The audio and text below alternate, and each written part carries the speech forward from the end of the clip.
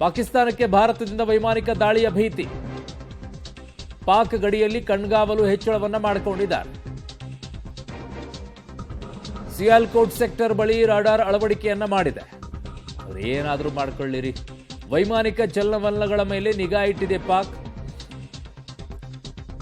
So ಈಗ ಪಾಕಿಸ್ತಾನಕ್ಕೆ ಭಾರತದಿಂದ ವೈಮಾನಿಕ ದಾಳಿಯ ಭೀತಿ ಅವರಲ್ಲಿ ಹೆಚ್ಚಾಗ್ತಾ ಇದೆ. ಪಾಕ್ ಗಡಿಯಲ್ಲಿ ಕಣ್ಗಾವಲು ಹೆಚ್ಚಳ ಆಗಿದೆ.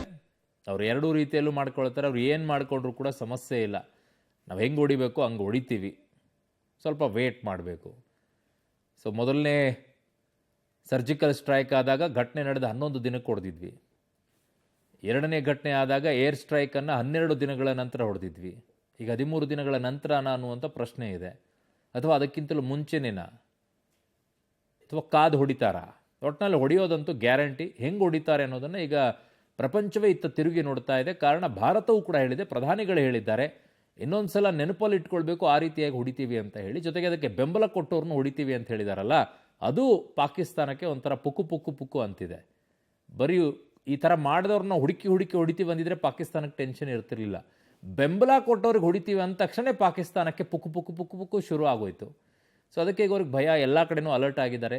ಗಡಿ ಭಾಗದಲ್ಲಿ ಗುಡಿನ ಚಕಮಕಿ ಮಾಡ್ತಾ ಇದ್ದಾರೆ LACಯಲ್ಲಿ. ಇನ್ನೊಂದು ಕಡೆಗೆ ಈಗ ವೈಮಾನಿಕ ದಾಳಿ ಆಗಿರೋದನ್ನು ರಡಾರ್ಗಳನ್ನೆಲ್ಲ ಜಾಸ್ತಿ ಹಾಕ್ಕೊಳ್ತಾ ಇದ್ದಾರೆ, ಎಲ್ಲಿ ಹೊಡಿತಾರೋ ಏನು ಅಂತ ಹೇಳಿ. ಇನ್ನೊಂದು ಮಾರ್ಗದಲ್ಲೂ ಹೊಡಿಬೋದು.